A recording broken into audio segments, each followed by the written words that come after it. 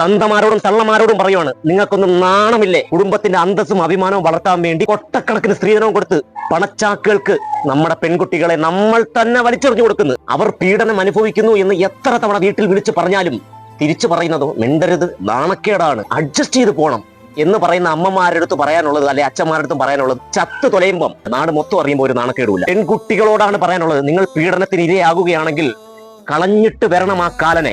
നാണക്കേട് വിചാരിച്ചിരിക്കാതെ വിളിച്ചു പറയണം സമൂഹത്തോട്. സത്യം പറഞ്ഞു കഴിഞ്ഞാൽ കെട്ടിച്ചു വിട്ട പെൺകുട്ടികൾ അവിടെ എന്തെങ്കിലും പ്രശ്നം ഉണ്ടെങ്കിൽ വിളിച്ചു പറയുമ്പോൾ ഈ തന്തമാരും തള്ളമാരൊക്കെ പറയും അഡ്ജസ്റ്റ് ചെയ്ത് പോകണം, അങ്ങനെ പോകണം, നാണക്കേടാണ് എന്നൊക്കെയാ പറയുന്നത്. ഇപ്പൊ എത്ര പ്രശ്നം കഴിഞ്ഞു. ചത്തു തൊലയുമ്പോൾ ഒരു നാണക്കേടുമില്ല, നാട് മൊത്തം അറിയുമ്പോൾ ഒരു നാണക്കേടുമില്ല. അപ്പൊ എല്ലാ കാര്യങ്ങളും വിളിച്ചു പറയും. എന്തിനാ ചത്തു തൊലയുമ്പോൾ വിളിച്ചു പറയുന്നത്?